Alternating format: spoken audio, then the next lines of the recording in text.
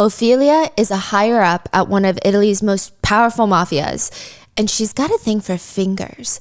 The way that Ophelia loves hands and fingers, the way that the fingers curve, especially when they're slightly slender. They almost feel fragile when Ophelia is holding them in her hands. Like you could just snap a finger off, like a little carrot.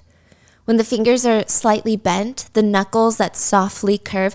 I mean, everything about hands just gets Ophelia going. She loves them. She loves hands. And she hates the fact that she only has one. Her right hand was chopped off during this particularly nasty fight with the enemy mafia. They're fighting over territory. They're fighting over land, which is why Ophelia is now sitting here sipping a cocktail in the middle of this very busy bar in South Korea. Yeah, Hongdae. This person named Kim shows up. Kim is part of that enemy mafia. And the two of them, I mean, I don't know how I would describe them other than enemies that are still enemies, but are sometimes sadistically, romantically, sexually involved with each other. They hate each other. They're destined to despise each other. They're from opposing mafias. But right now, Kim is sitting next to Ophelia and pushes a bag closer to her. What is it? Take a look. Ophelia peers inside and she smiles. This is why she keeps Kim around. This is why they get along. Only Kim would know that money, gold, I mean, these aren't even good gifts. Kim asks Ophelia, isn't it pretty? Very pretty. Ophelia looks up, smiles at Kim, and then Ophelia uses both of her hands to tuck the gift bag under the table. Because Ophelia's right hand was never chopped off. Ophelia is not a mafia boss. Ophelia is not even her real name. In fact, she's never even been to Italy. She is a 17-year-old girl from South Korea that met Kim on a role-playing website. But then the question is, who is Kim? Why would Kim actually kill for her? Because inside of that bag are very real chunks of human lungs, human thighs, as well as a single severed finger. A pretty little finger. We would like to thank today's sponsors who have made it possible for Rotten Mango to support Palestine Children's Relief Fund. They are volunteer-based and provide free medical care and humanitarian aid to thousands of injured, abused, abandoned children, really any child in need. This episode's partnerships have also made it possible to support Rotten Mango's growing team, and we'd also like to thank you guys for your continued support as we work on our mission to be worthy advocates. As always, full show notes are available at rottenmangopodcast.com. Few quick disclaimers on this case. There are mentions of self-exit, cannibalism, dismemberment, other details of graphic crimes. They all unfortunately also involve juveniles, so please keep that in mind going into it. But with that being said, today's case is Korean. We had our wonderful Korean translators help assist in the gathering of data for this case. And another thing to note is we only know the last names of the parties involved due to Korea's privacy laws. The victim is given an alias, so we're going to stick with that. With that being said, let's get into it. There are online communities in South Korea that you can join. It's a mixture of the games Dungeons and Dragons, Mafia, and social media. You have the roleplay aspect from Dungeons and Dragons, the mystery plot-driven game aspect of the game Mafia, and it's all combined in social media chat rooms. Here's how some of them work. Obviously, each community, each chat room plays by different rules, and this is just a subgenre of a bigger community, essentially. But there are chat rooms you can join with game masters, chat room owners. They start the chat room, they let anybody that they approve inside the chat room, and they're the one guiding this game. They've all concocted a plot that you can read up on before you join, or before you apply to join. An example would be, this chat room plot is a high school that has been shut down during the zombie apocalypse. If you are infected with the virus, it takes 72 hours before symptoms arise.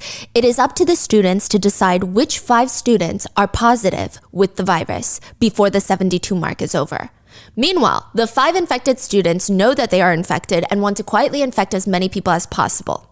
The catch here is, the ones with the virus, they emanate a very specific scent. That scent is very weak in the first few hours of infection, but within 72 hours, it becomes overpowering.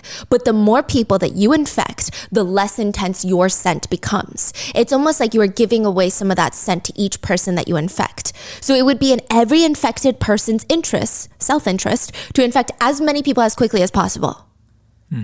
If you decide that this is a game that you want to play, you likely already have a host of characters that you've been playing. Like you have a repertoire. Maybe you have 10 characters that you've already recycled in different chat rooms. Because it takes a lot of energy to come up with every single individual character. So maybe you have a high school character, a middle-aged character, some fantasy characters that have superpowers ready to be recycled, maybe a little bit tweaked to be used in different chat rooms. However, if you want to play, then you have to create a character and submit that character to the game master. The more thorough the character developing is, the more fun the game becomes. So let's say you want to join the zombie chat room. You would create a high schooler. Let's say I'm creating a junior in high school, a girl named Susie. She's very smart. She has a studious personality. But that's boring, right? We got to add more to her character. But it's because she's being manipulated by the teachers. She has this one teacher that's groomed her since middle school, and he helps her get all the exam grades before the tests come around. She thinks that she's in love with this teacher, but it could also be because her parents are incredibly strict with her getting the best grades. She just found out that not only are they quarantining in this high school with the teacher that's grooming her, right?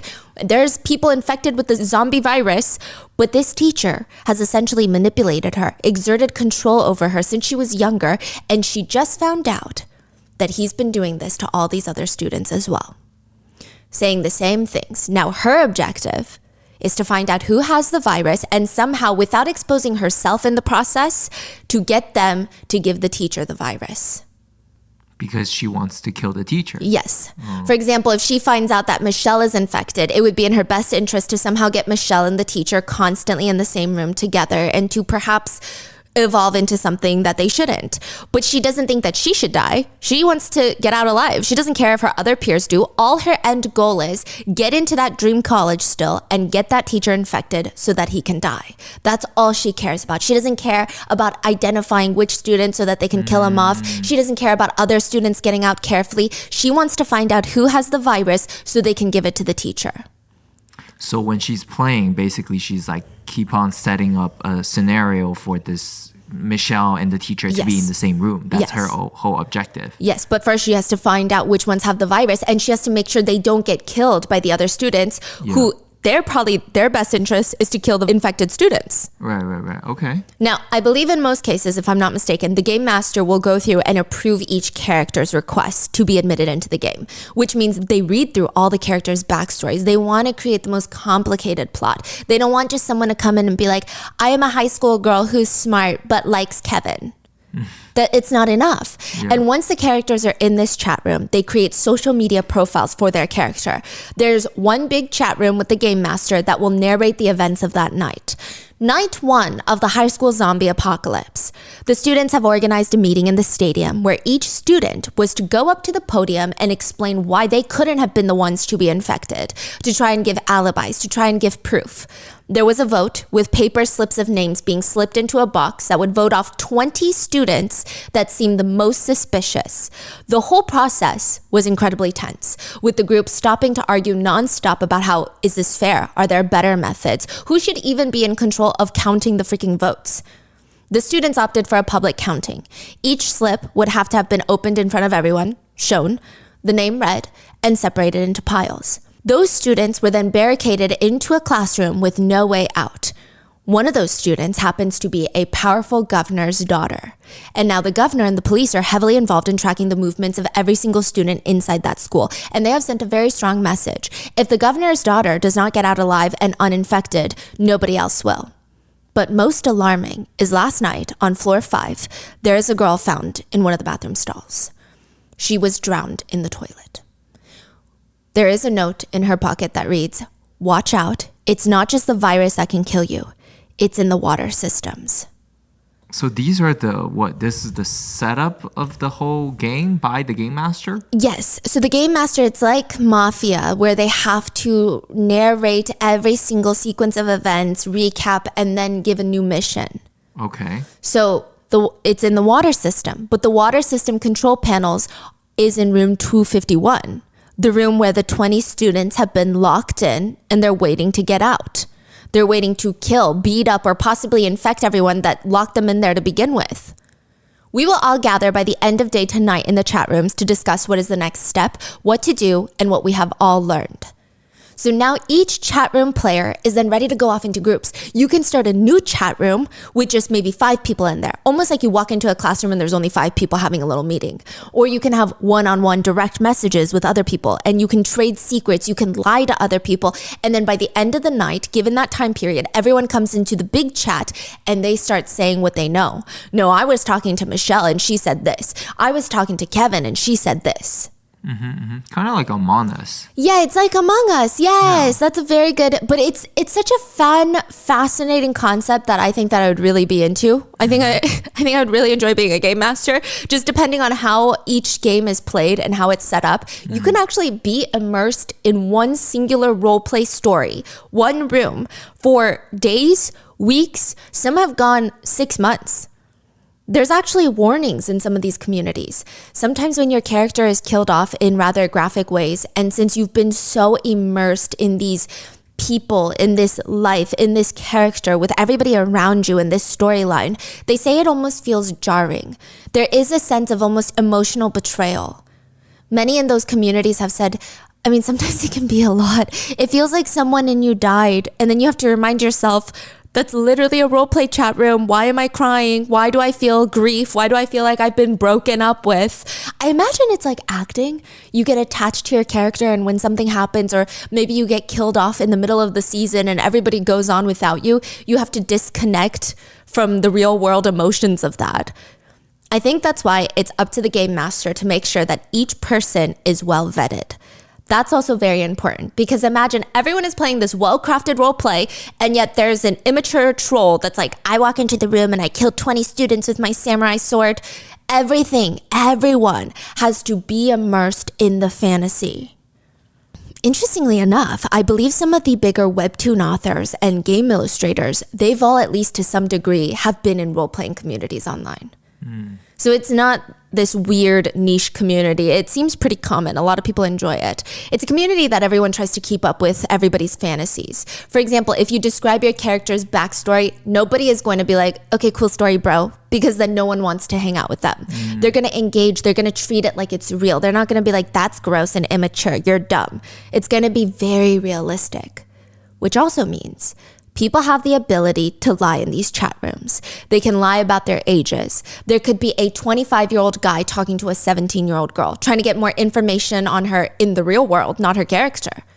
But you would never really know, because that's the point of the community. You never break the fantasy, which, if you're not careful, it can lead to some very, very dangerous situations. One of the roleplay chat rooms for today's case: 2 separate Italian mafias that hate each other, but somehow a higher up boss of Mafia A and a random henchman for Mafia B have fallen in this weird, angsty, sexually tense relationship. One of the people in the chat room is Ophelia Clements. Her bio reads, well, do you even know my name? She's a higher up in one of the mafias who seems to be interested in dating the henchman named PJ from the enemy mafia. They have a bit of an enemies to lovers storyline. I mean, it seems more like they hate like each other. Their idea of flirting consists of torturing each other and trying to murder one another. Their messages to each other are semi-threatening, semi-flirtatious. Like when one of them does something to harm the other, they'll text each other, all revenge is beautiful and devastating. Of course it is. Then I'll be waiting. PJ's profile reads, mentally speaking, I'm not great. Male, 5 foot 7 inches tall, 141 pounds. Now, Ophelia, the mafia boss, seems to have that character of put-together woman that's forced to be harsh considering she's in this male-dominated field and everybody's trying to kill her. She has to be even more ruthless than her male counterparts for the reason that she has something to prove as a woman, as a mafia boss that happens to be a woman. She didn't get to the top by smiling and being nice to boys. PJ, on the other hand, is just an unhinged, mentally unwell henchman for the other mafia. He likes to kill for the thrill of killing. He would post on Twitter things like, the most pain is to grab a fistful of your own hair and slam your head up against the wall, but at least you'll be knocked out. Doesn't it feel painful to cut your neck before you cut your nerves off? The top of the neck is the most comfortable in terms of cutting the cartilage. I've never eaten brain before. Have you? So the two of them, they have this tumultuous relationship where they'll try to kidnap, torture each other. At one point, Ophelia kidnaps PJ, holds PJ hostage, force feeds him human flesh, which results in PJ developing a massive phobia of chewing and swallowing. But secretly, PJ starts to develop this almost craving for the taste of human meat, particularly the lungs and the organs. And then Ophelia would essay PJ, but according to the characters, deep down, PJ likes the abuse. He likes being abused by Ophelia. So all these are being talked about in the chat room? Yes, so even the kidnapping is narrated. It's almost like, I kidnap you. So I believe there's asterisks or parentheses for actions. And they even do like emotes. So they'll write something, asterisk, smirking. I don't know if that's all the roleplay chat rooms, but I know for this specific one, these specific details, that's how they do it. In the roleplay chat rooms, a message goes out from PJ to Ophelia, the two mafia members. PJ texts Ophelia, I'm going hunting. But this is the interesting part. PJ sends a real life picture of themselves wearing this mafia hitman style outfit. So this is becoming like a blending of the role play and reality, because this is not a fake internet photo, or at least that's what Ophelia thinks. This looks like a very real photo of PJ. PJ promises to bring Ophelia her favorites, fingers and lungs. That's in the role play. That's part of their little role play because remember, Ophelia loves fingers and PJ has a thing for lungs right now. But in the real world, March 29th, 2017, a little 8-year-old girl named Sarang goes missing. Sarang is her pseudonym, by the way. Her real identity has not been revealed on the wishes of her parents. Now, 8-year-old Sarang goes missing after school, but the thing is, she goes missing in her apartment complex. They call it an apartment forest in South Korea. It's a collection of the same apartment building. They look identical in this massive park. It's a big giant circle and there's maybe 12 giant skyscrapers, tall buildings scattered around. And then on the ground, there's little playgrounds. There's little walking areas, recreational areas scattered about. You could live your whole life in one of these apartment complexes. And they all have this massive group chat. Every single resident has a group chat. And it is becoming overly active March 29th. A mom is looking for her child. Has anybody seen her? What's her name? Sarang from Complex D. Maybe the child fell asleep at a friend's house? These are real text messages in that group. Oh, I know that child. Redacted's mom is probably taking her in for a snack. They're really close. Have you guys checked out her friend's house? It has been a few hours since the little 8-year-old girl Sarang has gone missing, and it's a very safe, relatively wealthy area. But why is everybody on edge? It doesn't make sense. There had been recent reports that a cult had been approaching all the kids with coins and snacks, promising to take them to an arcade if they followed them. And each child would follow them. Eventually, the parents would find them. The child would have had so much fun. The cult would use this as an opportunity to lure the parents into joining, or at least trying to slowly indoctrinate them through their children. Yeah, there have been reports of that. So people are getting freaked out. Typically, nothing happens to the children. They have fun at the arcade, but we don't know. It's not a great feeling for the parents. Besides, Sarang's parents know their daughter. They're saying she's not the type to go anywhere, even an arcade, without asking her parents first. This doesn't make sense. The police are called and they're quick with their search. They find the little girl that was last seen playing with Sarang's friend. They were playing at the playground and they ask her, where did your friend Sarang go? She asked this adult for their phone to call her mom, to tell her mom that she wanted to play more at the playground. But the person said that they didn't have any battery on their phone, which is why Sarang followed them to their apartment. Which apartment? That building. They pull CCTV cameras of that building and they see, wait, that's Sarang, no? Sure enough, they see her around 1 p.m. following this figure up to a floor 13 of one of the nearby buildings. It's good. They found her. There's nothing about the footage that's alarming. It's not like the adult with her is grabbing her hand, forcibly pulling her into the apartment. It's just, the only thing is the figure is a little weird. The person in the elevator with her is wearing a suit with sunglasses. They're carrying a large suitcase with them, but they won't look at any of the CCTV cameras. And it's just something about this person's body movements. Yes, their clothes are weird. The suitcase is weird. The suitcase, they're dragging it, but it feels awfully light the way they're dragging it. Like there's nothing in there. Is it a big one or? I would say about carry-on size. Oh, so it's a smaller one. Yes, but it's just whipping around. It's not, it's just weird. I don't think I could ever whip around like that unless it's fully empty. And the way that they move in the clothing, it doesn't seem like they're comfortable. It doesn't feel right. It's just weird. They can't really put their finger on it, and it almost seems like they're dressed like a caricature of a mafia hitman or something. But it's fine. They get off on the 13th floor. They just need to search the 13th floor, right? The police search the whole floor. They turn floor 13 upside down, and these two are nowhere to be found. They start combing through the rest of the footage to see maybe 8-year-old Sarang is seen coming back down, or maybe she goes to another floor in the elevator. But no. They just see other residents going about their day. They see teenagers in their pajamas throwing out trash, moms hauling groceries inside, grandmas going on their afternoon walks. They don't see an 8-year-old Sarang anywhere.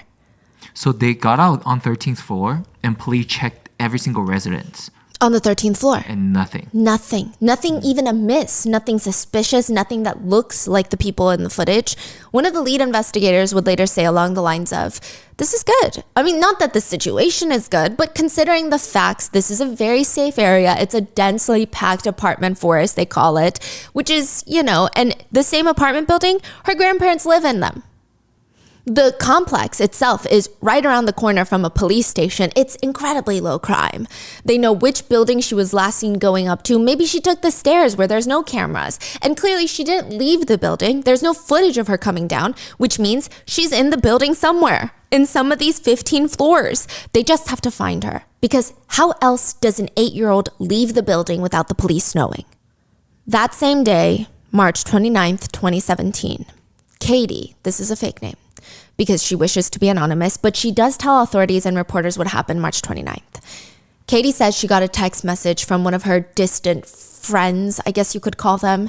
Come to my dinner party. I'm slicing up some meat right now. It'll be fun. Tonight. Katie's looking at her phone. It's Wednesday night. An impromptu dinner party from someone. I mean, this friend is just, it doesn't feel right. She flips over on her bed and sends a very polite, sorry, I can't make it. Maybe next time. She just thought, what a weird invite, what a weird person, whatever. She throws her phone on her nightstand, falls asleep, but within a few hours, Katie says, she jerks awake. She hears someone punching in the numbers to her door code. In Korea, most people don't have key locks on their apartment doors, but rather they have door keypads where you input a code to unlock the door. But each time you press a number, it's a noise. It's like a beeping noise. She hears beep, beep, beep, beep, beep. And her eyes are wide open. She can't see anything. The whole room is dark. And she hears, toom, toom. Someone has come into the apartment. She hears loud, heavy footsteps, and it sounds like it's coming closer and closer to her room. The door swings open, and Katie says she sees that friend, the creepy friend that invited her to the creepy dinner party, the one that Katie turned down, standing in her doorway, holding a knife. You didn't come over. The friend starts charging towards her with the knife, and Katie said she screams, wakes up from the nightmare, drenched in sweat. She's frantic. She's breathing very quickly, checks the time, middle of the night. Thank God, this whole thing is a nightmare. Katie reaches over, grabs her phone, but the invite to that dinner party was very real. Her strange friend, Kim, really had invited her to a dinner party. Kim is the one from the beginning of the story that gifts Ophelia the fingers. The police are stuck. They have no idea where 8-year-old Sarang has gone inside this building. They take the footage of her going up to the 13th floor with this random person, and they start asking the residents, do you know who this person is with 8-year-old Sarang? I don't know. I think that looks like the resident from floor 15. I don't know why they're dressed like that, but I think it's them. That's strange. Floor 15, are you sure? Yeah, I'm pretty certain. Do you see why that's weird? They got out on floor 13. Yeah, and they have a suitcase. Why would you walk up 2 levels with a suitcase and get off on floor 13? It just doesn't make sense unless you're hiding something, unless you want everyone to think that you live on floor 13 or misguide them. Yeah. What did you say the residents' names are again? Oh, it's the Kim family. Authorities rush into the apartment in question, the Kim house on the 15th floor. They rush past the front door, past the kitchen, and when they get to the living room, they're standing there and they're staring at A completely spotless living room. Nothing is amiss. Nothing is in disarray. Not a single hair out of place. The lead investigator points at the bedroom doors. They split off. They search the entire house, room by room, closet by closet. Bedrooms cleared. Closets cleared. Kitchen cleared. Restroom cleared. Not a single drop of blood. Not a single hair. Nothing. There is absolutely nothing. Except on the way out. The investigators see in the corner of the entryway, shoved to the side, a pair of shoes. Tiny, small shoes. Small enough to fit an 8-year-old. What? They bring in the luminol. They spray it across the bathroom, the kitchen, everywhere. They turn down the lights and the whole bathroom lights up. Someone had cleaned up an entire crime scene. The bathtub in particular was at one point recently caked and smeared in blood. To the point that this indicates some kind of dismemberment, murder, or torture of some sort. But one question authorities have is, how were they able to clean it up so well? It almost seems like a seasoned professional hit job, the work of a professional. What did you say the Kims do anyway? I think the resident said the dad is a doctor? A few months later, the door of the courtroom pushes open and in walk 12 attorneys from some of the top law firms in South Korea. This is the dream team of attorneys. They are the best of the best in the criminal defense attorney field. To get them on retainer, each one would be at least $10,000, if not more. There's 12 of them? 12 of them. They hire 12 lawyers at the same time? Yes, you're talking about lawyers' fees close to $1 million maybe. Wow. They're here to defend their client, 8-year-old Sarang's killer, 16-year-old Kim, the daughter of a well-established doctor.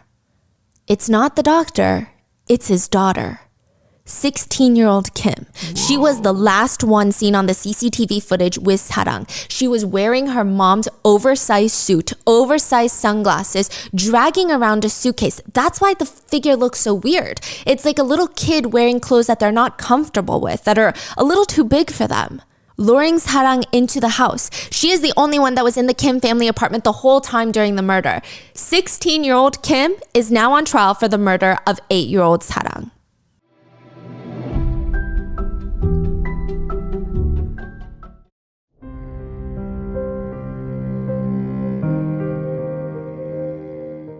When Kim was first brought into the police station, immediately after her arrest, she was arrested, I want to say 16 hours after Sarang went missing. Or after the murder. She wasn't reported missing until later. So maybe like 12 hours after she was reported missing. And the 16-year-old cleaned up the whole apartment? In actually less than 2 hours. Like spotless? Not a single drop of blood. Wow. 2 hours. And the police almost overlooked it. Yes. If it's not for the shoes. If it wasn't for the shoes, I think she would have gotten away with it for a while. Wow. I mean, perhaps they would have eventually come down to her, but yeah, it would have taken longer. Wow. When Kim is first brought into the police station after her arrest, she's led into the interrogation room. The investigators that aren't maybe working on this case, but they knew that some of their peers were because they're working other cases. They're looking at her and they're asking their peers, is that another witness you got coming in? Just from the way she carried herself, her look, nobody assumed that they caught the killer. She looked more like a helpful neighbor that might be able to provide a few more statements, a few more insights to the prosecutors. Not a full-blown killer who dismembered an 8-year-old. One of the officers even asked, the one that killed and dismembered a child is a child? A child killed a child? The interrogators bring her into the room, and up close, she actually looks even younger than her age. She almost has this plush cheeks, innocent, childlike, naive appearance. She looks like a fresh-faced, maybe 13-year-old. But it's chilling. The investigator working on the case said, her eyes, she would just follow you with her eyes, observing and staring so intently. They said it was very creepy. She just looks at them and she bluntly states, I don't remember. I think I had a dream. I don't know. My head just hurt so much and it felt like someone had hit me on the head. And then when I woke up, I just had a feeling that I had done something bad. But I don't remember. I really killed her? I thought it was a dream. I don't remember. You don't remember? The police are like, you don't remember anything? Let's jog your memory then. 10:50 a.m., she goes out hunting with her new disguise on, trying very clearly to make herself appear like she does not live at this apartment complex. Because why else is she lugging around a suitcase? It's not like there's a kill kit in there. There's nothing in there. It seems like she's trying to misguide people into thinking that she's a visitor rather than a resident. And then she gets off on the 13th floor, this whole outfit, she's wearing sunglasses, she's trying to appear like an adult. You don't remember any of that? She doesn't remember how 8-year-old Sarang was playing with her friends on the playground, but wanted to call her mom to ask her if she could stay out longer, but she doesn't have a phone. So she went to the only adult that was at the playground. And she specifically even went to a woman. Because a lot of kids are taught in South Korea, and probably perhaps everywhere, you don't really approach a male adult for help. You approach someone who looks like a mom is typically the advice that's given to children. She approaches a female adult. Excuse me, miss, I need to call my mother. Can I borrow your phone? The woman in this oversized blazer, aka Kim, leans down, gets eye level with Sarang and smiles. My phone battery is dead.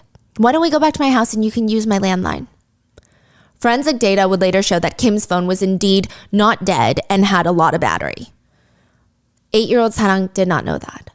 Sarang looked around, debating on what to do. Her friend said that there were no other adults readily available. Otherwise, she would have just been like, oh, it's okay. I'll just go to the next adult and ask for their cell phone. And she does have to call her mom before she stays longer. That's the rule they have. And her friend has seen her talking to this nice woman. Even if she wasn't 8, I think most people would have been like, okay, I'm sure this is safe. She tells her friend she's going to be right back, and she goes with her. Kim, again, is not pressuring her, is not creeping her out. Her voice, her attire, the fact that she lives in the same apartment complex that Sarang's family also lives in, everything points to the idea that this is a safe thing to do.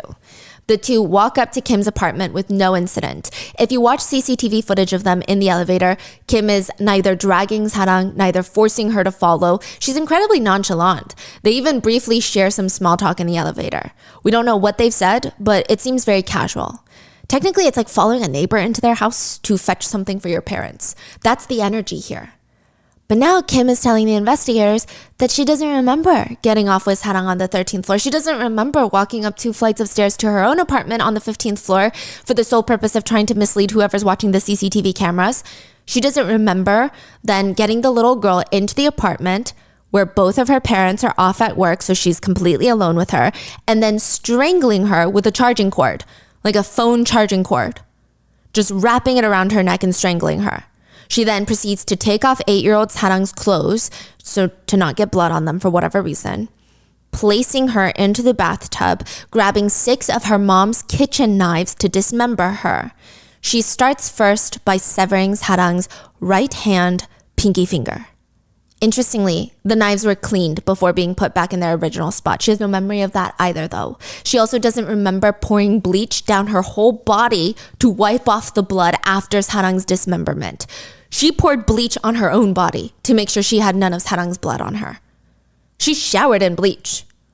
Again, I do want to mention that this whole murder took place over the span of roughly 2 hours. That's how long it took for Kim to lure Sarang into her house, strangle her, dismember her, then clean up every single drop of blood in that entire house, and then get rid of her remains in just 2 hours. And she doesn't remember anything?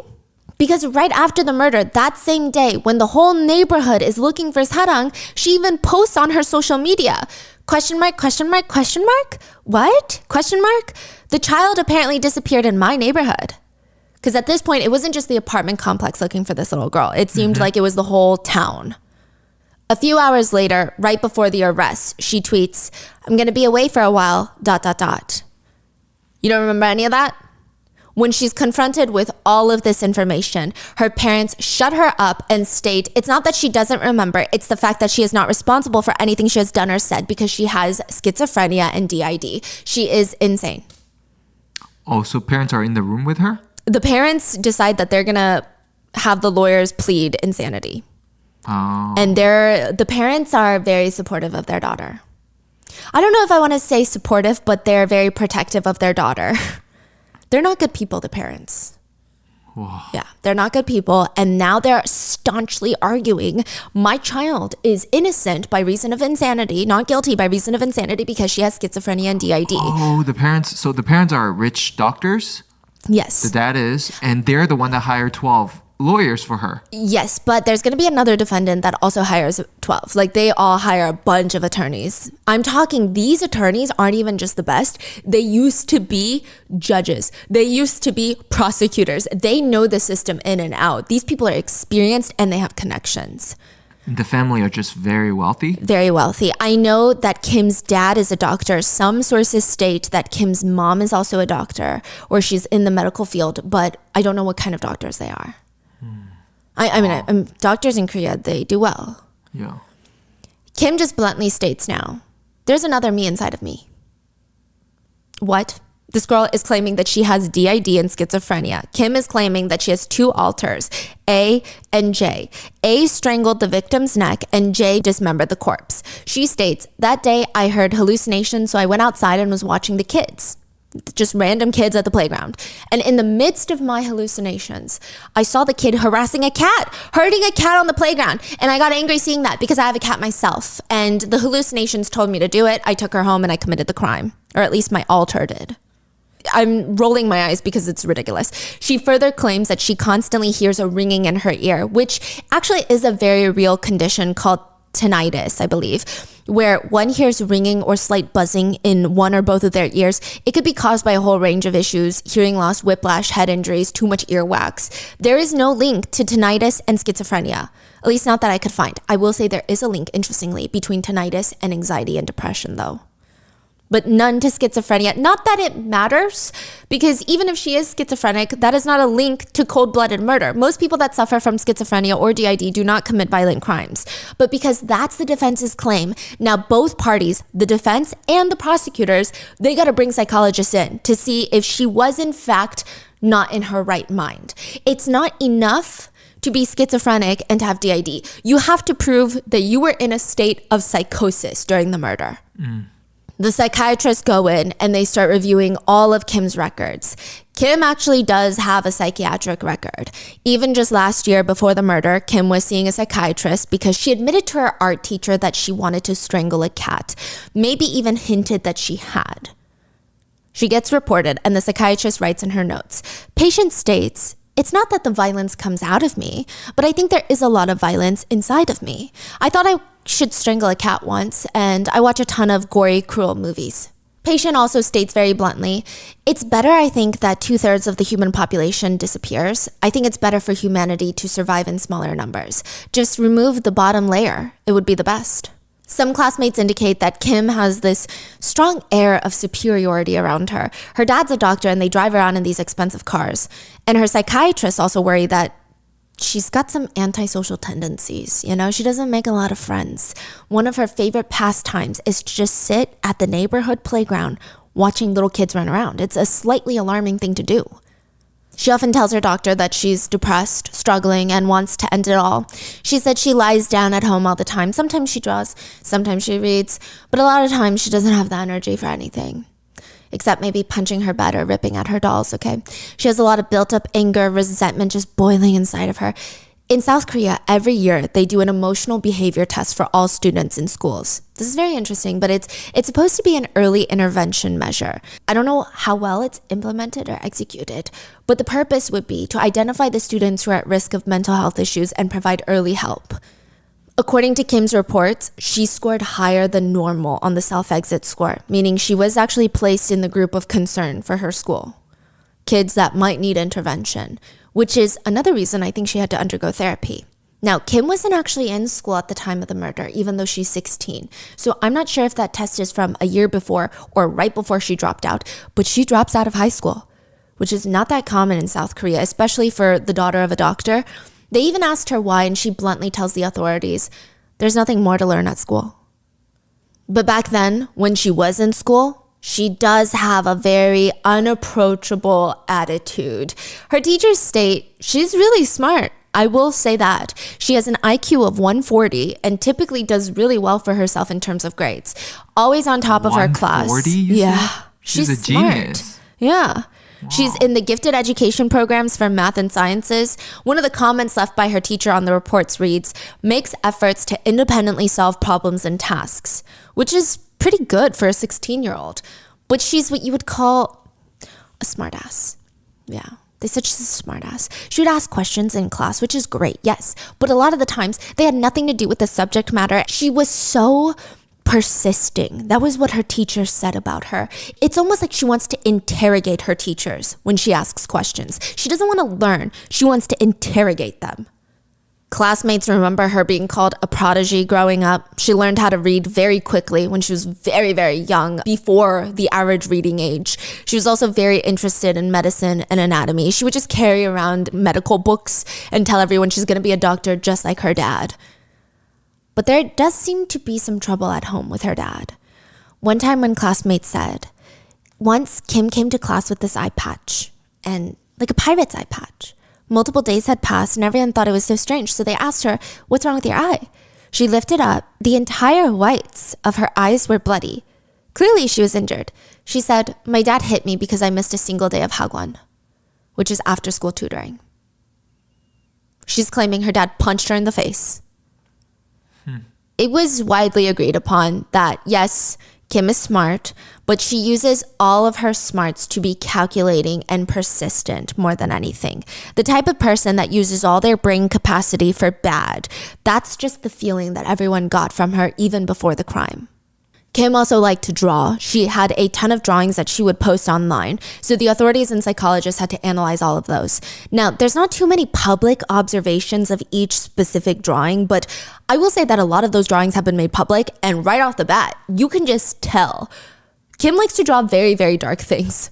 Almost all of her drawings center around cannibalism, harm, violence, gore, weapons, death, just dark stuff. She has one drawing of a person sitting at this dinner table with this plate of food in front of them. There's a wine glass on the table, and the whole drawing is in this light blue shaded color, except the food, except the liquid in the wine glass. They're the only ones in color, and they're both drawn in this dark, deep shade of red. I'm gonna be blunt. I think the person is being forced to eat human flesh and drink human blood. That's what this drawing looks like. The person in the drawing is holding the knife, but also trying to not gag, and their other hand is covering their mouth like they're gonna throw up everywhere, which is very interesting because remember, Kim's roleplay character was PJ, and PJ was forced to eat human flesh by Ophelia. Do you remember that? So can we assume that this is Kim drawing Kim? Is this a depiction of PJ? How closely does she feel with the person that she's drawing? It's just very interesting, her roleplay drawings. In another drawing, there's just a decapitated head on a plate. Half the scalp has been peeled off and opened, kind of like a bowl, if you will. Half the head is peeled open and you just see a brain. It feels like someone is about to grab a spoon and start scooping out the brain and eating it. It's all very gory and done very specific. Some people believe that this picture of the brain being eaten is almost a cry for help from Kim to almost indicate that she doesn't know what's going on inside of her head. Almost like she wants to crack open her head and see what's going on. Maybe Really? She's got some, a lot of people say that's the analysis that was taken away. Now, it's all very gory, but it's done in a very specific, almost anime-inspired drawing style that it doesn't feel initially startling. There are other drawings with just close-ups of people's necks with ligature marks around them. It looks like they had just recently been strangled. Another one of a scared-looking girl that's covered in blood. There's drawings of bloody eyeballs cut in half and thrown onto a plate to be consumed. One art therapist analyzed Kim's drawings and said, the human head is originally quite a symmetrical structure, but if you look at this subject's drawings, they're all different, not symmetrical. Most of them are not. This can be seen as an unstable psychological state of the subject or someone who's not in balance. It could also represent someone who has a very aggressive or threatening tendency. Like, what do you mean? The drawing of the head is not symmetrical? There's always something going wrong with the head to make it asymmetrical. Okay. And overall, most of Kim's drawings, they said that there does seem to be a clear indication of inconsistent psychological states. The emotion of anxiety and overall emotional agitation seems to be very present. Another analysis includes, and I don't know how they got to this, okay, based on the way that each stroke is handled and the contents of the drawings, just an overview of all the drawings, the psychologist said it appears Kim is very self-assertive in her personality. Even her brush strokes, they don't seem hesitant. They don't seem like someone who is erasing and then redoing and contemplating and is unsure of their movements, unsure of their ability to draw. It shows someone who's very self-assured, but has somewhat paranoid tendencies. Whoa. Another observation is it appears Kim wants to receive attention from others, but there's a clear hesitation and reluctance about it.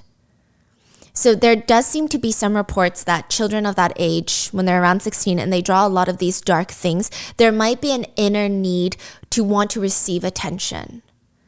But also hesitation because maybe the attention that she receives from her parents is not the type of attention she wants. It's unclear. Now, ultimately, the psychologist analyzed, there's almost no chance, however, okay, regardless of her drawings, that she actually has DID or schizophrenia. All of her symptoms appear to be someone pretending to have such disorders. But she may or may not have. Now, side note, quick disclaimer here. Her official records show that she may have Asperger's syndrome. This is no longer recognized as an actual disorder, at least in the United States. I'm not sure about South Korea. If I'm not mistaken, the disorder was no longer formally recognized in the US in 2013, but Kim is diagnosed in 2017. So I don't know if things are just different in South Korea, but in the US, it would have been diagnosed as autism. Which is just a diagnosis that, again, has nothing to do with her crime, just like DID and schizophrenia. It does not make her more or less likely to commit a crime. And like I said, people with such diagnosis are more often than not victims of violent crimes rather than perpetrators. But you get what I'm saying. She's diagnosed with autism. That doesn't mean anything because she wasn't in a state of psychosis. When one pleads insanity, you can't just show proof of any sort of mental health disorder and state that you're insane. You're not insane. You have to quite literally be in a state of not knowing what you're doing.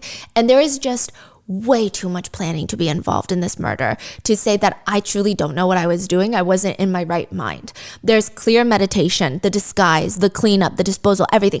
Even before, during, and after the crime, Kim's got some interesting Google searches. She's searching up juvenile commits murder. Find a way to get rid of blood showing up in luminol test. Duration of blood showing up on luminol test. Is it illegal to sprinkle corpse cremation remains in the sea? Busan murder case without a body. She doesn't even live in Busan, so I think she's referencing a former case. She lives in Incheon, which is where the airport is. That's how most people would recognize the city, I think. Butchery, how to make bone powder, cremation, sea burial.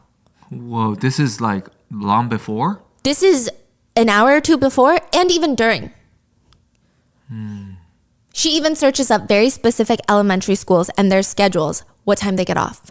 That does not seem to be someone who is in a state of psychosis. The way she also dismembers Harang's body in the bathtub, putting her organs and fingers separately in a bucket. There's evidence that she cut off the finger first, took out all of Harang's organs, and put them in a bucket of water so that they don't go bad. Oh my gosh, yeah. Then she continues to dismember the rest of Harang's body.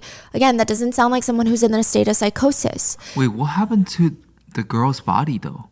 We're going to get there. Okay. She manages to clean the entire bathroom, getting rid of every drop and speck of blood. And at the end, she stands in the shower herself and pours bleach on her own body to get rid of any blood stains on her. Again, not psychosis. In fact, the crime scene was so clean that the authorities initially suspected that her parents must have been involved. They were like, they must have come home, must have seen what happened, and helped her clean up. There's no way a 16-year-old did this. But her parents have an airtight alibi. There's no way anybody else was in that apartment aside from Kim. Ultimately, you can't just say you're crazy and just get a mental health diagnosis in order to be deemed not guilty by reason of insanity. But apparently, Kim doesn't know this. One cellmate of Kim said, well, this is while they're waiting for the trial. This is while they're doing all the tests. All the psychiatrists are coming in. She's lawyered up. The cellmate said, this girl is weird, very strange. The very first day she came into our cell block, she sat down, joined a group of inmates. She didn't even introduce herself. She didn't ask anybody else for their names. She just sat down, stared at each one and said, ask me questions about my case.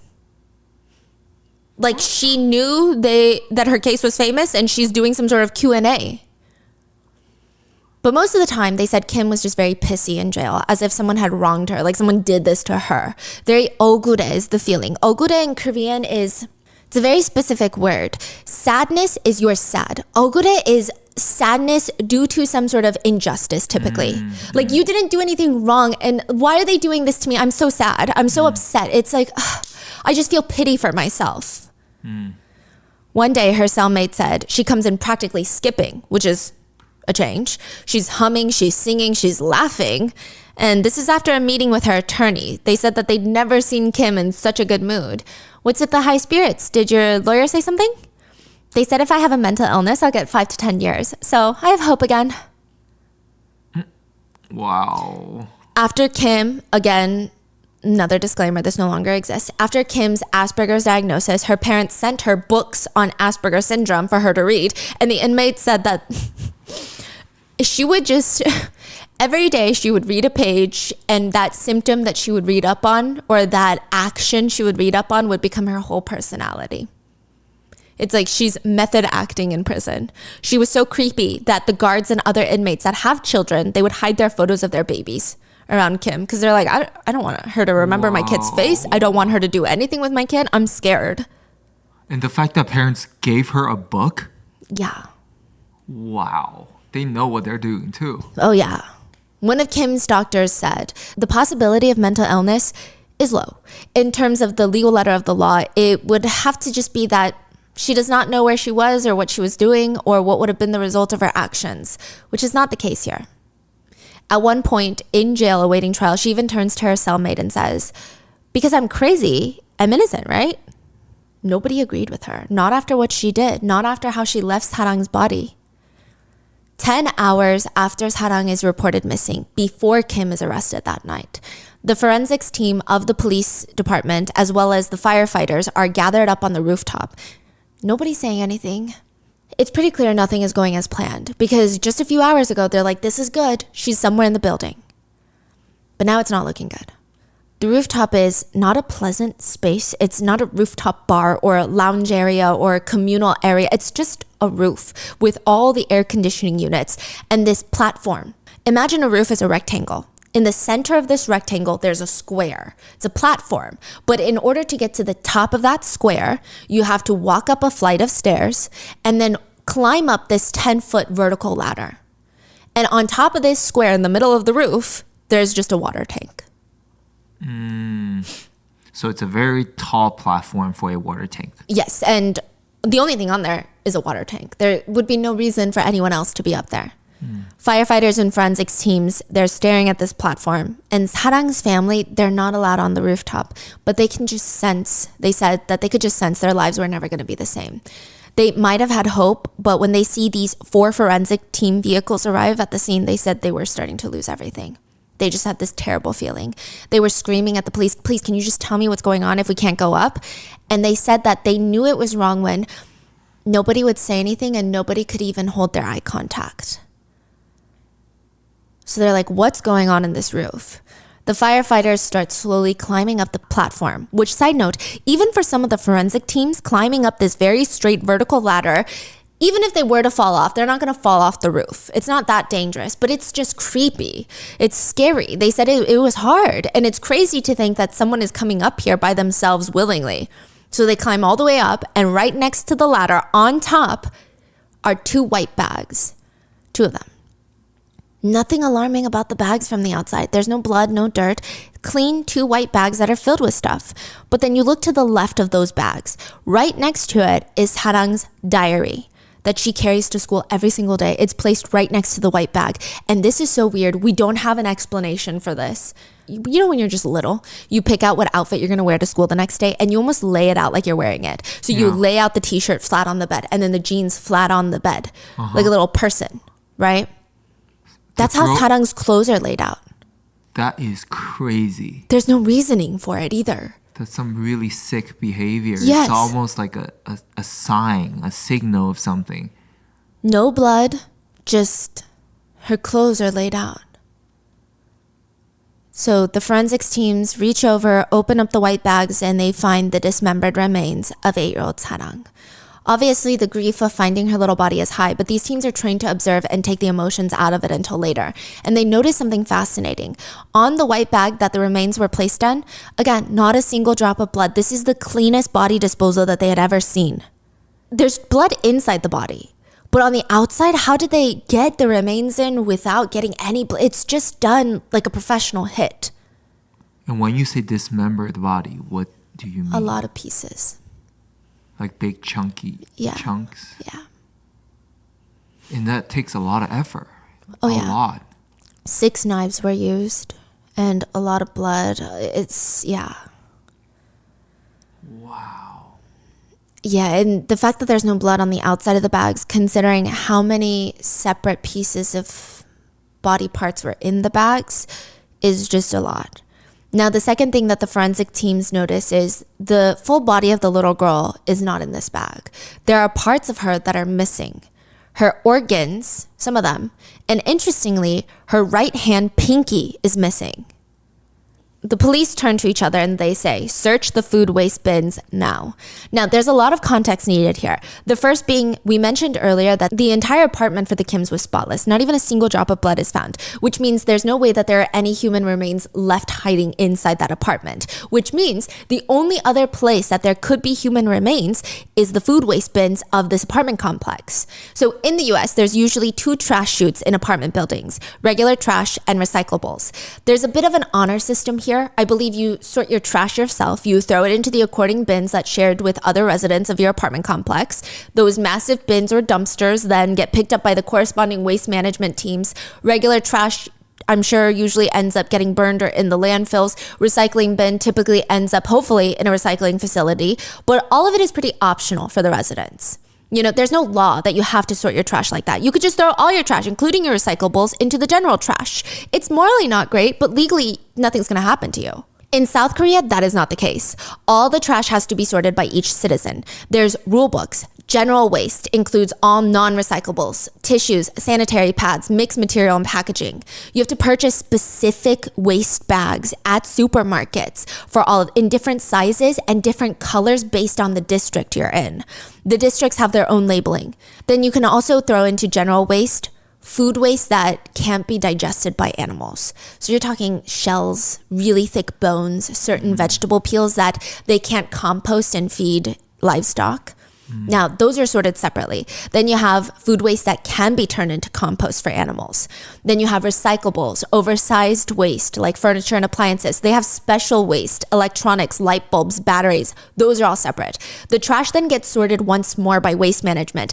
And because South Korea's cameras near trash bins are so high, if you are resident number 365 out of 1,000 residents from that apartment building and you throw a recyclable into the general waste bin, you're going to get a text message and you're going to get a fine. They're going to know it's you. Even if there's no identifying features in that waste bag, there's no address, there's no letter mail that you accidentally slipped in there, they're going to find you. Like, we have family friends who have a place in South Korea and they'll get text messages while they're in America and they're like, hey, you didn't sort your trash well, so we're going to fine you. Yeah, it's crazy. Yeah. Now, if you were to put human organs into the general waste bin, they're going to track it to you. They track a recyclable water bottle in there to you and they fine you. They're going to track it to you. The only reasonable place to put it in would be to chop it up to make it appear like compostable food waste, animal liver, stuff like that, and throw it into the food waste bins. Those are not as heavily regulated because you're not going through each one. You can't tell either. Yeah, they're usually just scanned to make sure there's no metals and plastics in there, and then turned into animal feed. Wow. The forensic teams were able to find Sarang's organs in the food waste bins. Whoa. Yeah. I guess she did not cut them up, so they were just like globs of human. Oh my God.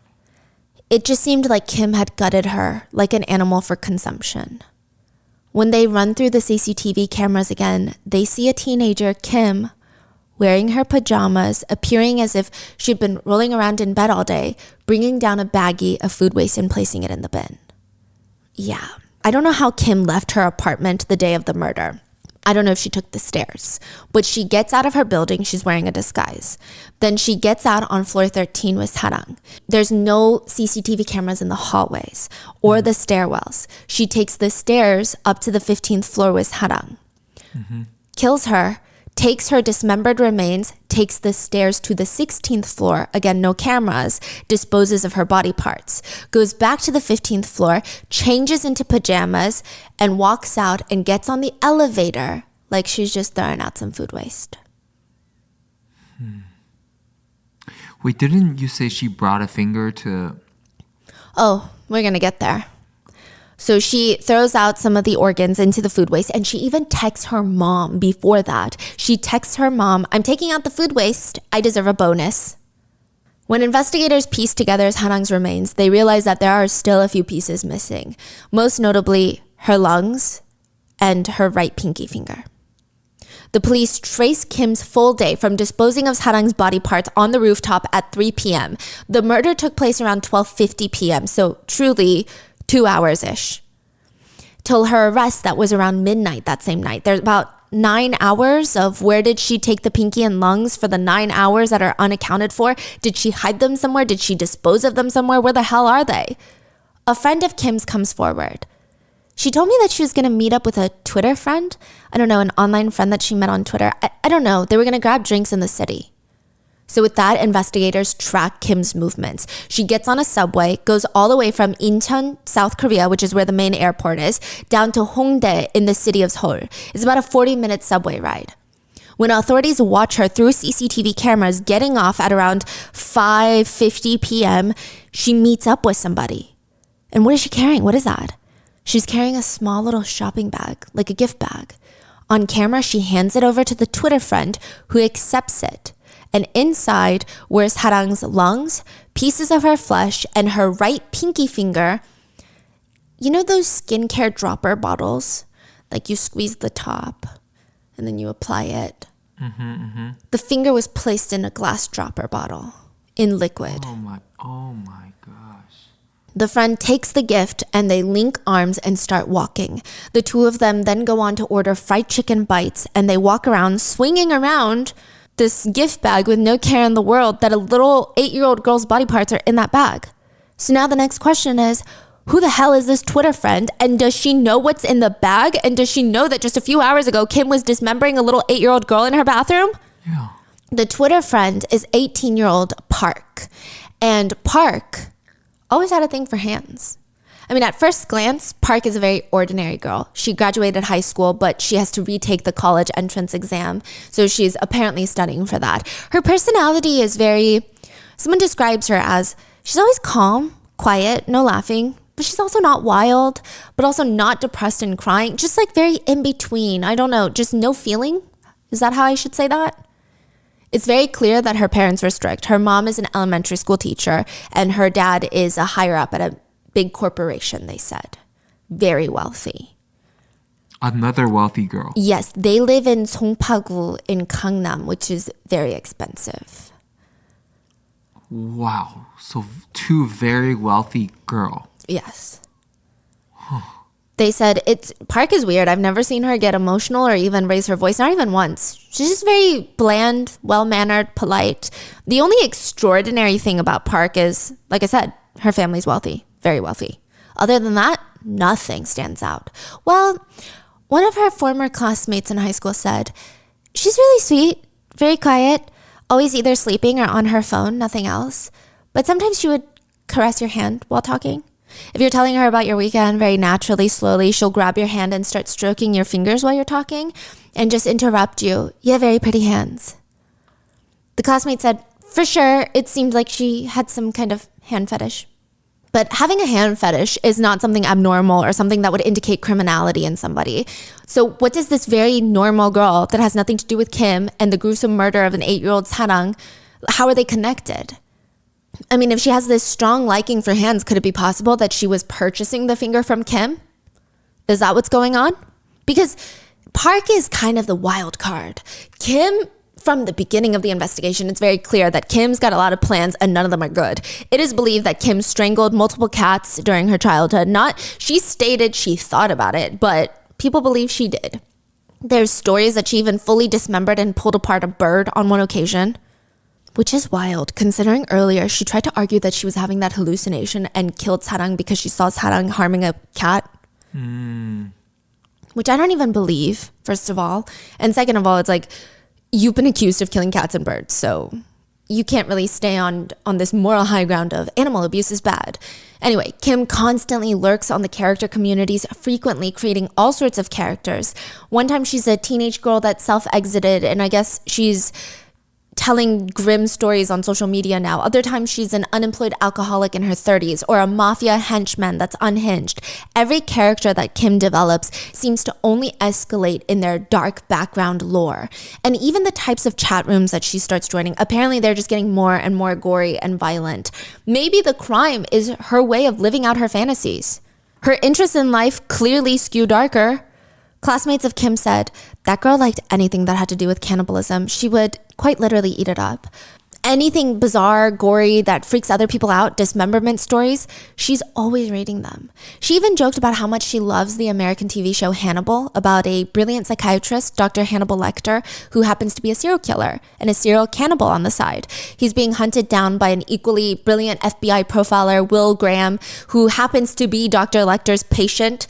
So the FBI agent hunting down the serial killer needs therapy, and his therapist is the very serial killer that he's hunting, and because his therapist is sick and twisted, he starts playing mind games with Will, even attempting to slowly make this FBI agent insane. She's obsessed with that show. Now, one fascinating part of the show Hannibal is that all the cannibalistic scenes, all the human flesh is prepared by the serial killer, Hannibal himself, but he prepares his meals like he's Gordon Ramsay, like a Michelin-starred chef, listening to classical music, spending hours crafting the perfect taste profile. It's a visual experience. The concept of cannibalism mixed with the highly meticulous, delicate culinary art is good. But Kim would write, I really crave cannibalism after watching that show. I keep trying to download more episodes of Hannibal. It's an American drama where he cooks with dismembered bodies and even shares them with acquaintances.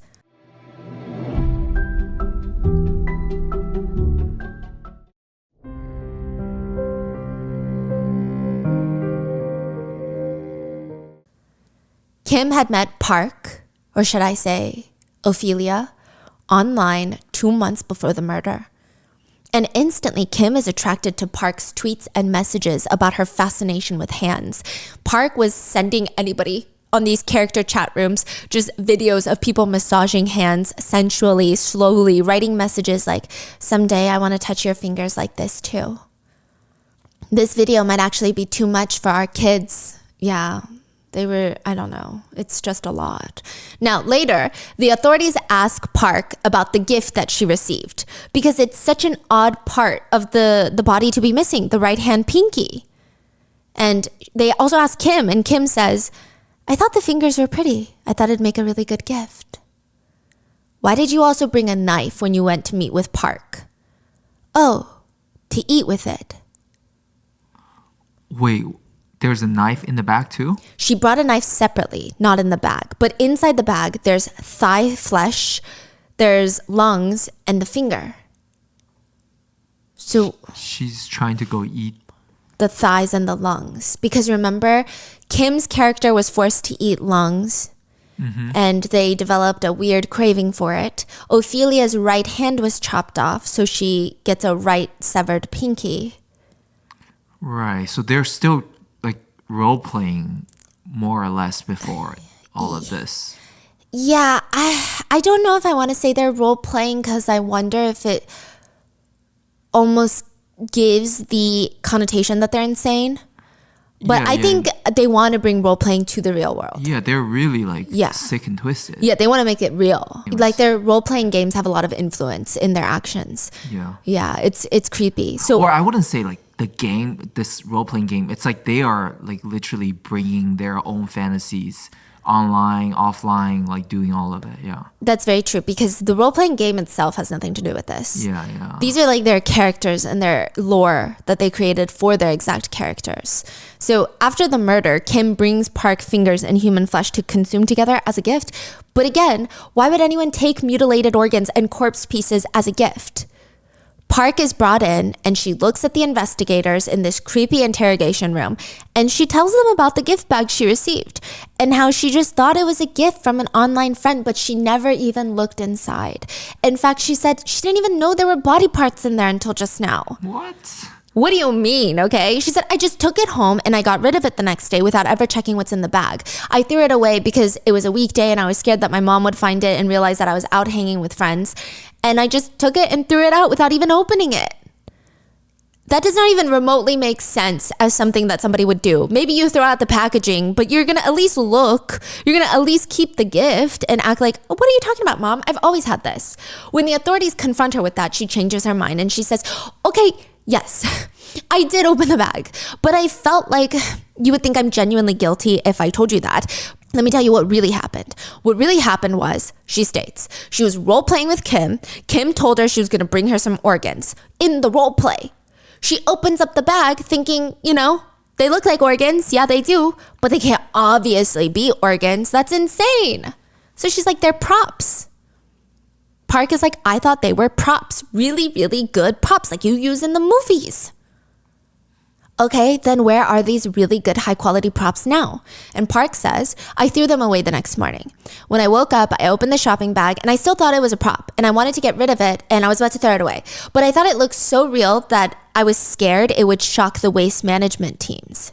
I just thought if I threw it away, even though it is a prop, I felt like they would still freak out. I'm not an expert, but I touched it and it looked like it was made out of some sort of high quality protein. I thought the protein is food waste, so I just cut the lungs and fingers into really small pieces, put them into a plastic bag and threw them out with the food waste. She also states that she put on plastic gloves and used kitchen scissors to finally chop up the pieces of the finger to throw them into the food waste as to not alarm them. But the authorities know, first of all, there's no prop that looks that real, which even if there is, once you start touching it and you start finally chopping it, dicing it, mincing it up, you're going to have a clear idea that this is not a prop.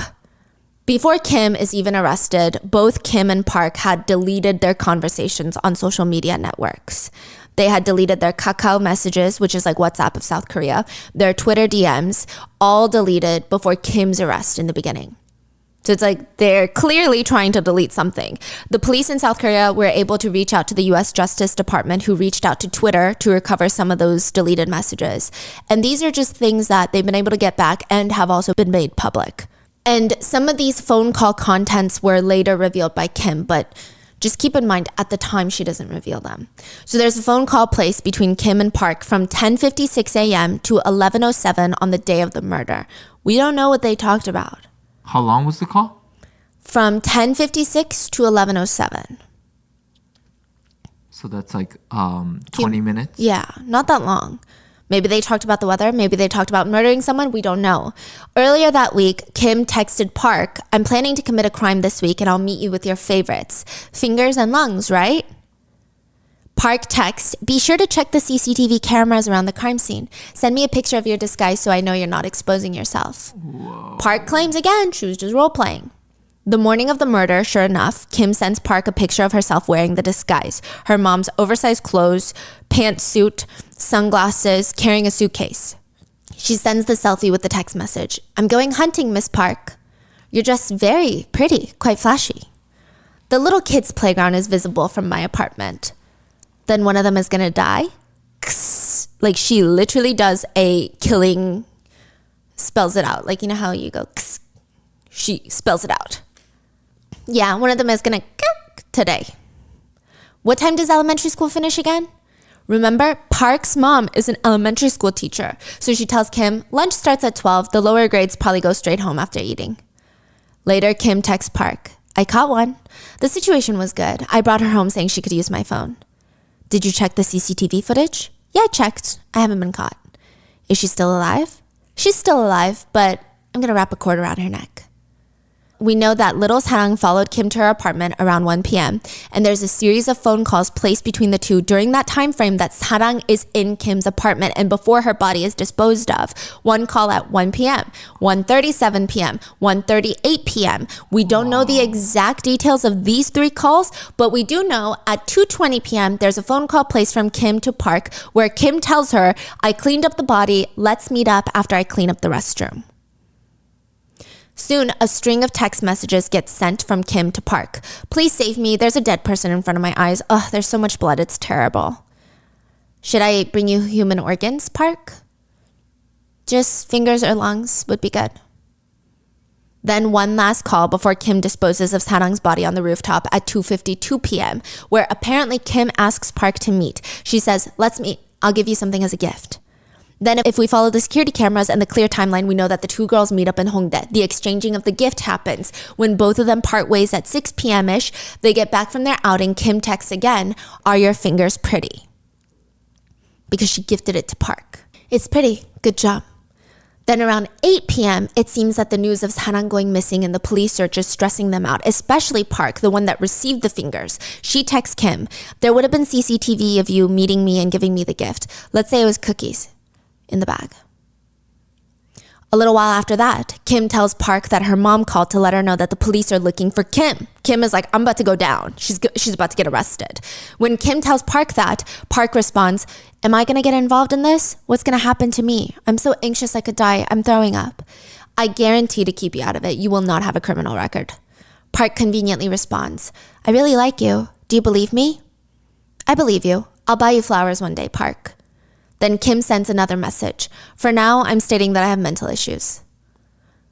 This is crazy. All these text messages have been very clearly proving that Park indeed knew what was going on, and she indeed was not fazed at all by the fact that Kim killed a little girl, because in one of the last text messages Park sends Kim, she writes, "I think it's going to be a pity that I can't see you."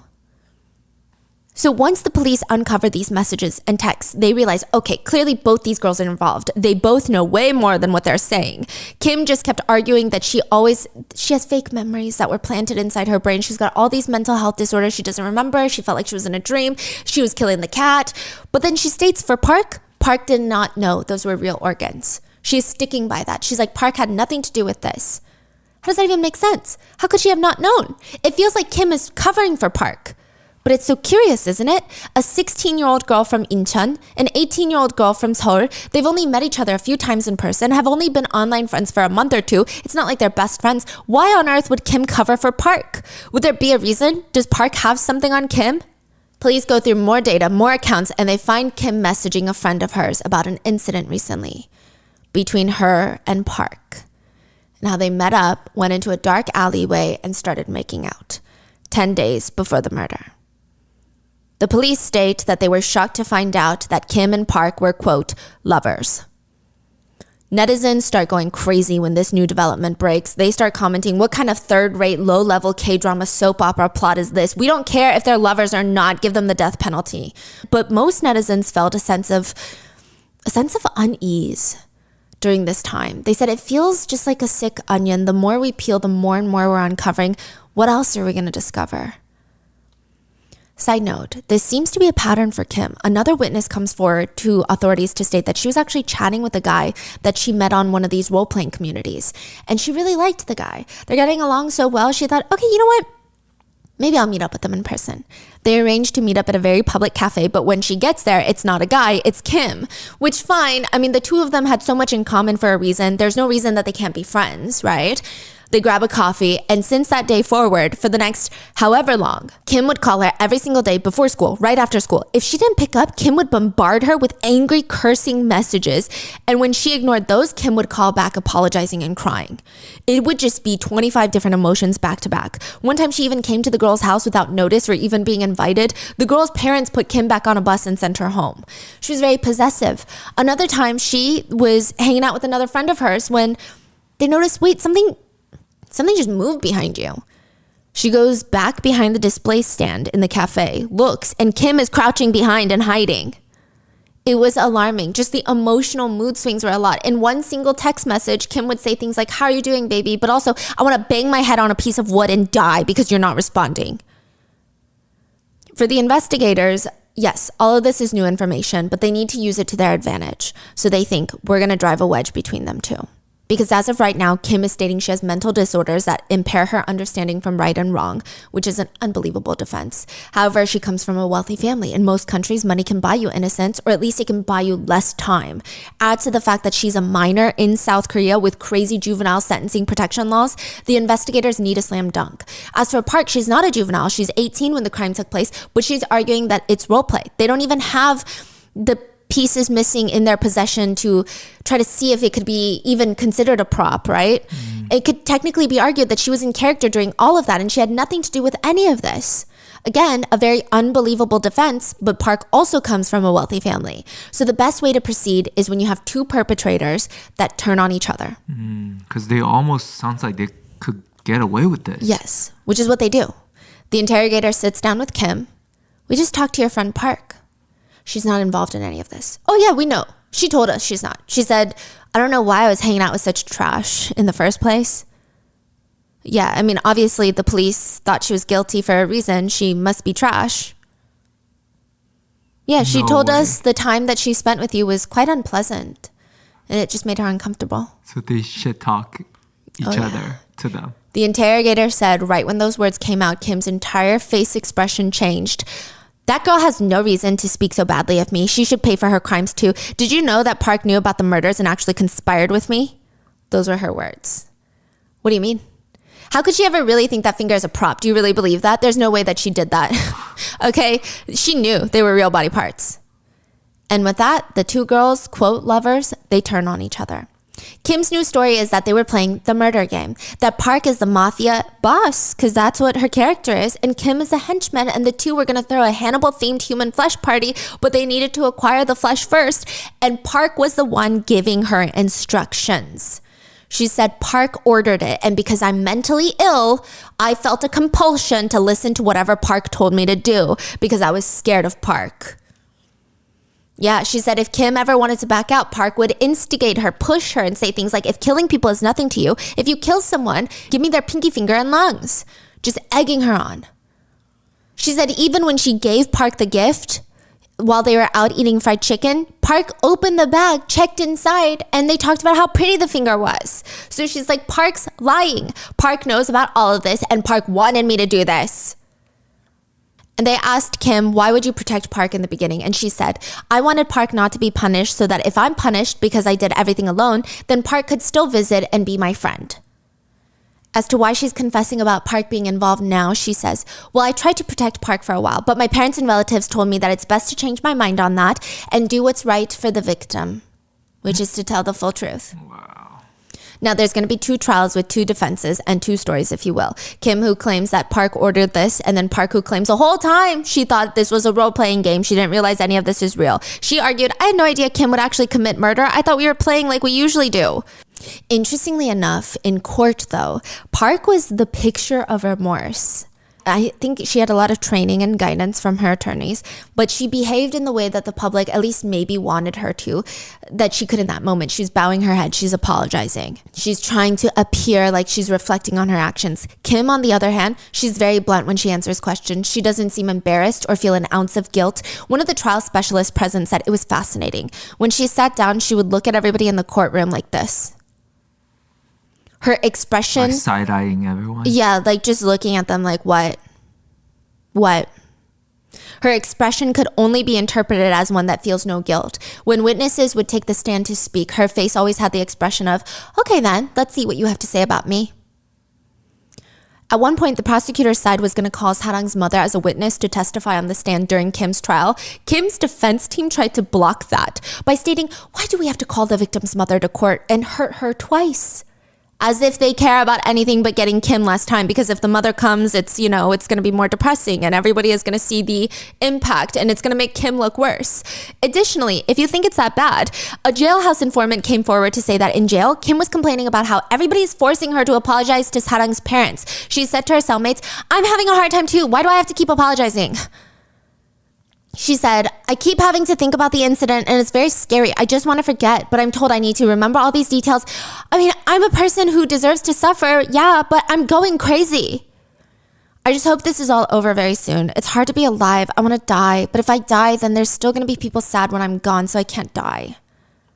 I don't know who you're talking about. Overall, the way Kim was handling herself in court was just startling. She's very brazen. Even when someone would ask her a question about the crime, she would just say, could you repeat that? I didn't understand. Could you speak clearer, please? One time her attorney was speaking in a microphone and I guess the court couldn't hear him. And they were like, can you please move the microphone? And she just reaches over and pulls the microphone closer to his mouth. To the lawyer's mouth? Yeah. Just like, come on, you don't even know how to do your job? Like, that's her energy. Wow. Yeah, it's very clear she does not care. Another example, the prosecutors had Kim on the stand and they're asking her for the community name that she and Park met online in. And she just stares and responds, I mean, I have the name, but I don't know why that's important. The community chat room is just the place that I met Park, nothing more, nothing less. Wow. I mean, yeah. But that must have been to a prosecutor she didn't find attractive. At one point during the trial, she stated that one of the prosecutors was very handsome, and afterwards, when he was in the courthouse, she would keep fixing her hair and looking at herself in the mirror. Crazy. Someone that was present at Kim's trial wrote on a forum, her face looked more innocent and nice than I would think. If you pass through a busy part of Seoul, she has the type of face that you'll see every 10 seconds. I would ask to borrow her phone if I needed to. It's the kind of face that I would follow without any doubt if they asked me to quickly follow them home. And her voice is so kind. So in Korea, there's two types of teenagers. There's teenagers who look like law-abiding teenagers, and then there's teenagers that even as an adult, you just know to stay away from. And you can tell. You go into a store and there's usually 3 groups of teenagers, and just they're like, yeah. And then they start cussing, and then you're like, okay, I don't think I would ever ask them to borrow their phone. Yeah. But she looks like she'd be in her school uniform and very soft and kind. Yeah. Is kind of what she's trying to say here. Mm-hmm. For most of Kim's trial, she just spent it throwing all the blame on Park, even though she's the one that physically murdered Sarang. She just kept saying things like, I have Asperger's, Park was exploiting me. Park would then have a chance to refute those statements, and she would argue, she doesn't have Asperger's, she's just a cruel person. I know nothing about any of this. At one point, the two of them, Kim and Park, they just start screaming at each other in the courthouse during the middle of the trial. They would call each other sons of bitches. Oh. Yeah. For most of Park's trial, she did seem a bit more, like I said, apologetic, right?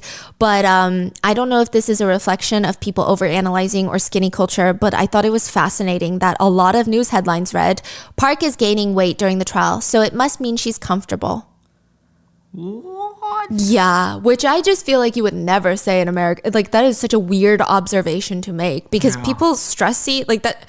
Yeah, but they were like, it seems like she's comfortable enough to digest food. It's weird. So then you have these 2 trials for these 2 girls pointing the finger at each other. But one interesting thing to note, and I don't know how to decipher this, okay? Like, I don't know how to understand it. Kim is 16. She's the one that physically killed Sarang. Yeah. Park is 18, and even their roles in the roleplay fantasies, Park is the mafia boss. She's the older one, she's the mafia boss. Kim is a henchman. However, in their text messages, Park is using honorifics to Kim, which is formal Korean that indicates respect. Kim does not use honorifics for Park, which doesn't make sense. So usually both parties will use honorifics if it's in like a workplace setting or if they don't feel comfortable. Or only the younger person uses honorifics. Yeah. Or both people speak casually. Yeah, so that's weird. What does that mean? That means Kim is in a higher status, certain kind of status. Yeah, but Park? we don't know what. But one prosecutor thinks this, actually. They think that Park is smart. Park gives off a very, very calm impression. However, she's the type to try to control the situation without ever engaging and getting her hands dirty. So they believe even her using honorifics is a way to make Kim feel like she's in control, make it appear like Kim is the one doing everything. But she's probably, through phone calls and other messages, emotionally manipulating her into doing something. Right, okay. But because her language is very like, oh, I'm not the one in charge here. Yeah. She's doing all of this without getting her hands dirty. I see. The prosecutors also believe that Park has a lot more to do with the crime. Just the phone calls in the middle of the crime. Really, Kim is in this high, intense, emotional state where there is a dead body in her house and she's just calling you to talk about the weather. Yeah. People actually believe that Park was guiding her, giving her instructions during those phone calls. Sarang's grandparents that live in the same building, they can't even sleep without medicating themselves. Sarang's parents were recommended by their doctors to take psychiatric medications, but they both said they're scared because they read online that sometimes you can have strong visual things pop up in your mind when you're on these meds, and they're scared of what they'll see. Sarang's grandmother would later cry, and this is Sarang's dad's mother. She cries, "My granddaughter, what do I do? I'm here asking every Korean, will the perpetrator not be found guilty?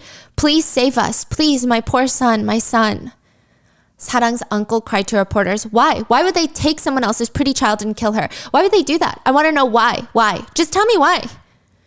Sarang's mom said during the trial, although it's hard to even breathe after losing a child whose mere existence brought happiness and strength, I have to bring up this uncomfortable story again because I know it's a parent's duty to reveal the truth and the end for their child.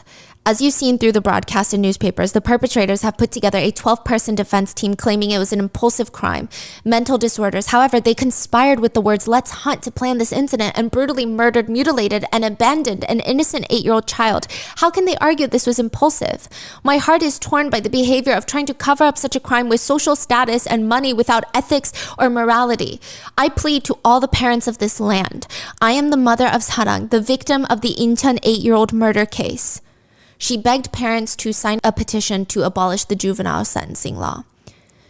During the end of the trial, Sarang's mom had to go and give a victim impact statement. She says about the day everyone was looking for Sarang. The police went silent, no one would say anything, and my husband was crying. What do we do? What do we do? That's when I realized my child wasn't coming back. I couldn't sleep or breathe. So I just moved as if I was running away. I thought if I could just escape, just keep moving, I might be able to breathe. I went to see my daughter's body in the morgue. I didn't expect her face to be like that. My daughter couldn't close her eyes. Half of her face was dark red with blood. I wanted to see my daughter and pretty close to send her off, but she wasn't in a state for that. So I had to cut up one dress into different pieces because she was dismembered so that I could dress her. She continues, "They said they were going hunting? How can they say that? They're not human. Please hold the defendants accountable for their crimes and deliver a verdict befitting the price for their sins. Please impose a severe punishment." Sarang's father testified saying, "Really? Just because of this one reason of mental illness, she killed and even abandoned the body? Does that even make sense? They're trying to get the offenders out by any means, using the juvenile's mental illness, trying to reduce the sentence even just by a little. That's all I can think of. I can't forgive them, really. Even if they're 20 years older, even if they serve 15 years, 30 years, they're going to be out. And then what? You're going to let her be free until she attacks someone else again?"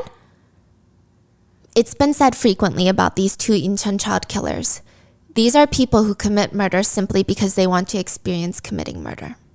Other child trial specialists have stated about Park, even though technically she was an adult at the time of the crime, how do you eat fried chicken while carrying parts of a victim's body? Part of a little child. The judge announced the verdict and sentence. Kim, 16-year-old Kim, would be sentenced to 20 years in prison. That is the maximum allowed under the juvenile sentencing law. Wow. She was technically given life, but because she's 16, life can only be 20 years. She'll be 36. Yes. That is crazy. Park was given life in prison. But don't smile. It's not going to be good. Okay, it's going to get bad. Park allegedly turns to her attorneys and states in the court, "Why is that bitch who did the murder gets 20 years and I get fucking life in prison?" Her attorneys immediately appealed the sentencing, which Park was deemed an accessory and like a conspirator to commit murder. But now they're trying to appeal it and say that she was an accessory after the murder. The court states they will be reducing her sentence from life in prison to 13 years. Kim is going to be released in 2037, where she will be 36. Park is going to be released in 2030, where she will be 31. Some netizens have stated they actually think Park is the scarier of the two. Others just resort to expressing their frustration by commenting, "These crazy bitches, these bitches should die. They should go through the same thing, cut off their fingers." But one big thing is, before the two are released, netizens want their full identities disclosed. Yes. They state if they can't get punished harshly, at least let everyone know who they are so the general public can protect themselves. One netizen wrote, "Why can't their identities be disclosed? Disclose it for the safety of the nation." The crazy part is, it's alleged that Kim threatened some of the people working on her case even. She allegedly looked at one of the investigators and said, "I'll come find you when my sentence is over." But she could argue it's interpreted as to thank you for teaching me about remorse. I didn't mean it as a threat. Yeah. Now, side note, there was one journalist who did release a blurred image of Kim's face. Kim's mom, her mom, calls the media company. Her voice sounds very agitated, and she screamed, "My child is not someone who would do that. She was manipulated into committing the crime. What did our child do that was so wrong? Do you know how hard it is for us right now? And you post that picture? We can't even go home to feed the cat right now." Because I guess their house was being hounded by reporters. The journalist said it was so ridiculous. Wow. Kim also sent a letter to a journalist that reads, "I have no plans for what kind of life I'm going to live after my release. I think it's premature. After continuing my studies a bit more, I hope to do something that can help others using that as a stepping stone, you know? I hope that various studies I'm doing here now will serve as a foundation for that. Someday I dream of becoming a small light that shines on those living shadowed lives so that they can make choices that they won't regret with my help." Sarang's mother was interviewed after the trial, and she said one of the biggest things weighing on her heart was the fact that she had recently purchased a phone for Sarang so that she wouldn't have to ask adults for their phone at the playground. And she was just holding on to it, waiting for the perfect time to surprise her with it. And she feels a lot of guilt looking at that phone. And she said, quote, "I didn't know all of this would happen because of a cell phone." Which I think she's putting a lot of blame on herself. I don't think it was a cell phone. It's clearly Kim and Park. But what are your thoughts on this case? I mean, just the fact that their identities are protected, the fact that Kim got 20 years, and the fact that she's 16 and that good at covering up a crime scene. Who knows if she goes on to commit more crimes when she gets out? Will they even find out? But that's it for today's case. Please stay safe, and I will see you in the next one.